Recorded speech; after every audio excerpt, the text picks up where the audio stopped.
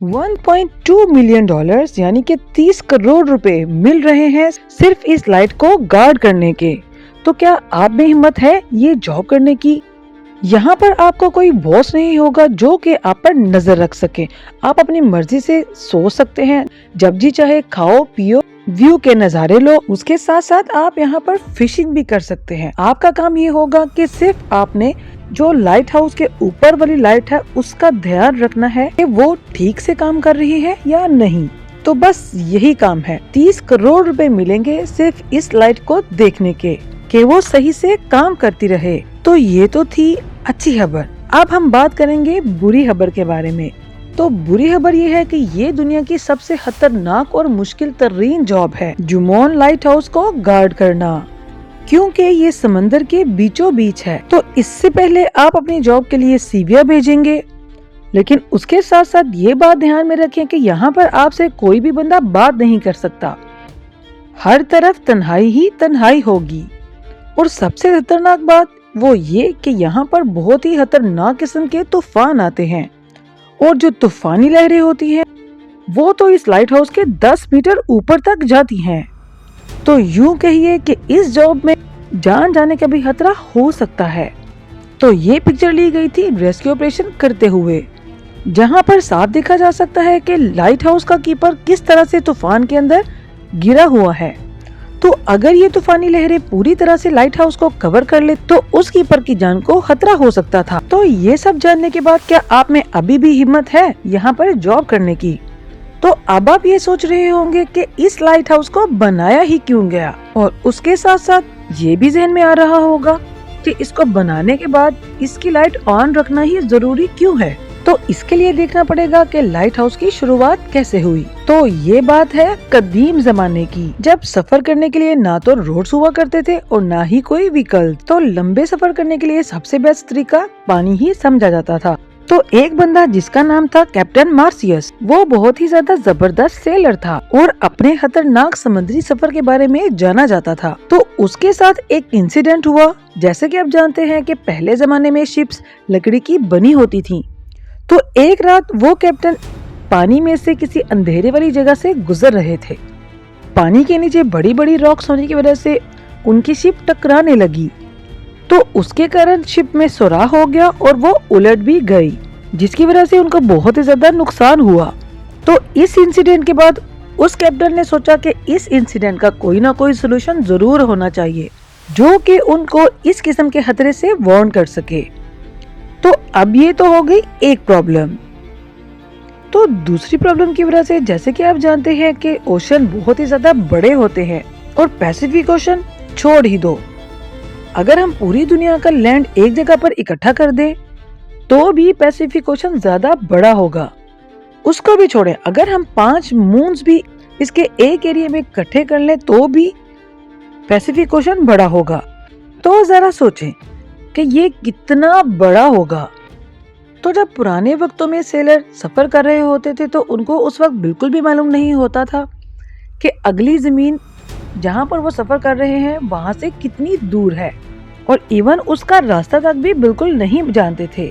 Navigation उस दौर में दुनिया का सबसे बड़ा मसला था, क्योंकि उस जमाने में जदीद टेक्नोलॉजी तो होती नहीं थी जो कि सेलर को उसके रास्ते के बारे में गाइड कर सकती, क्योंकि जीपीएस भी 1973 में इजाद हुआ और पब्लिकली इसको अनाउंस किया गया 1978 में। तो जैसे कि आप जानते हैं कि कभी कभी गूगल मैप पर भी टर्न करते वक्त हम अक्सर अपनी गाड़ी गलत जगह पर मोड़ लेते हैं। तो सोचें उस जमाने में पुराने लोग तो क्या ही करते होंगे। तो उस जमाने में लोग सूरज को देखकर या सितारों को देखकर ही अंदाजा लगाया करते थे।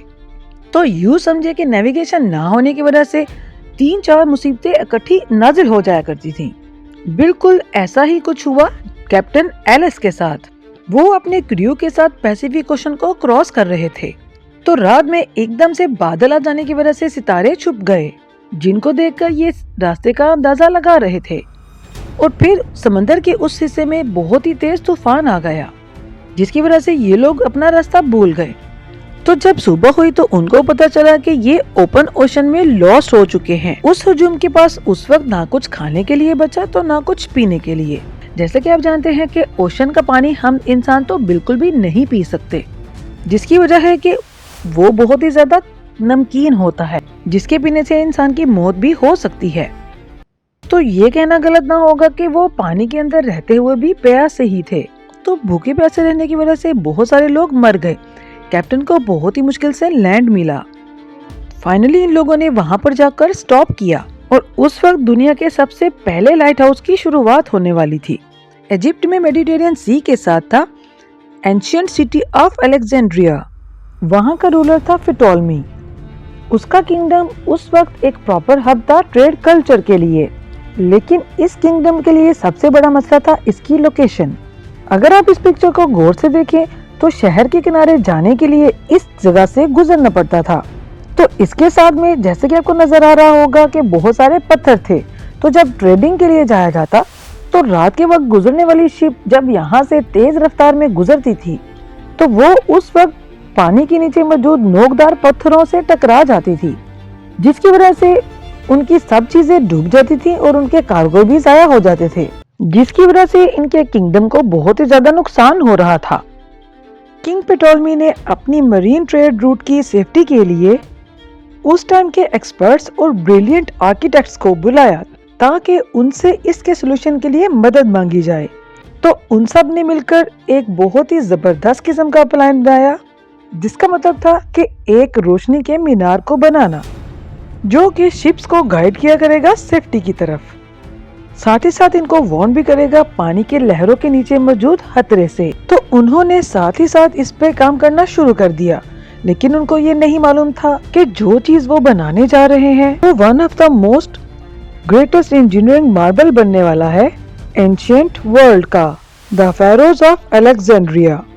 अलेक्जेंड्रिया के साहिल पे आइलैंड ऑफ फैरोज के बिल्कुल ऊपर लाइट हाउस चमकती हुई बुलंदियों पर पहुंच गया। इसकी हाइट थी 384 फीट और इसको मार्बल से बनाया गया था। इस लाइट हाउस के ऊपर बहुत बड़ी आग जलती थी, जिसको हर वक्त लकड़ी और ऑयल की सप्लाई मिलती रहती थी।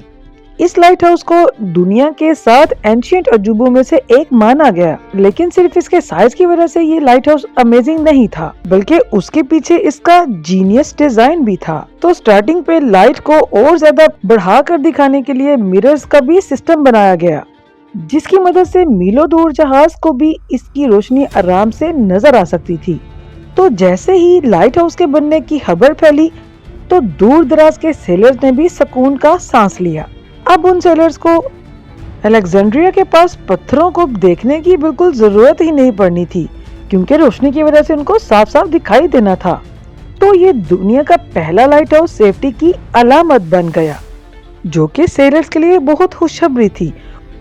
और फिर यहाँ से लाइट हाउस का कॉन्सेप्ट पूरी दुनिया में फैल गया। पहले तो ये लाइट हाउस समंदर के किनारों पर बना करते थे, लेकिन वक्त के साथ साथ जब दुनिया भर में ट्रेडिंग ज्यादा शुरू हो गई तो समंदर के बीच में जहाँ पर रॉक्स पानी के ज्यादा करीब होती थी और जिन रॉक्स से शिप्स को ज्यादा खतरा होता था कि जिनकी वजह से जहाज डूब ना जाए, उन जगहों पर भी लाइट हाउस बनना शुरू हो गए। तो इसी वजह से समंदर के बीच डिफरेंट लोकेशंस पर लाइट हाउस आपको नजर आएंगे। तो जैसे कि आपको पहले बताया कि शुरू में लाइट हाउस में आग जला करती थी, जो कि एक आइडियल बात नहीं थी कि रोज रोज वहां पर लकड़ियां और ऑयल पहुंचाया जाता। उसके बाद कैंडल्स, लालटेन और दूसरी चीजें भी आ गई थी, लेकिन जैसे कि आपको पता है कि आग की लाइट ज्यादातर ब्राइट नहीं होती थी। तो जैसे ही इलेक्ट्रिसिटी प्रोड्यूस हुई और लाइट्स वगैरह का सिस्टम चला तो लाइट हाउस भी आग वगैरह को छोड़कर लाइटों पर कन्वर्ट होना शुरू हो गए, क्योंकि इनकी लाइट ज्यादा होती है आग से। लेकिन सोचने की बात तो ये है कि फिर भी ये लाइट हाउस इतनी दूर तक लाइट को कैसे रिफ्लेक्ट करते हैं? तो इनका जवाब है इनके लेंसेज। तो पुराने वक्तों में इन लेंसेज को लाइट सोर्स के पीछे लगाया जाता था, लेकिन उस टाइम के इंजीनियर्स को एक बात पता चली कि लेंसेज की वजह से हीट को और ज्यादा फोकस किया जा सकता है, कि अगर हम लेंस को लाइट के सामने रखें, लेकिन मसला ये था कि जितना मोटा लेंस होगा उतनी कम लाइट रिफ्लेक्ट होगी। तो इंजीनियर फ्रेस्नेल ने इस बात का बहुत जबरदस्त हल निकाला। तो उन्होंने लेंस को एक तो बहुत ज्यादा पतला कर दिया और उसका डिजाइन इस तरह से बनाया कि सारी लाइट एक ही जगह पर फोकस करे। जिस तरीके से फैली हुई लाइट को एक सिंगल जगह पर भेजा जा सकता था। तो आजकल मोस्टली लाइट हाउस में फ्रेशनल लेंसेज ही इस्तेमाल होते हैं। इस इन्वेंशन ने लाइट हाउस को रेवोल्यूशनाइज कर दिया था और इस लाइट को मीलों दूर से आराम से देखा जा सकता था। तो इस तरह इन लाइट हाउस की मदद से शिप्स को खतरे का आराम से पता चल जाता था।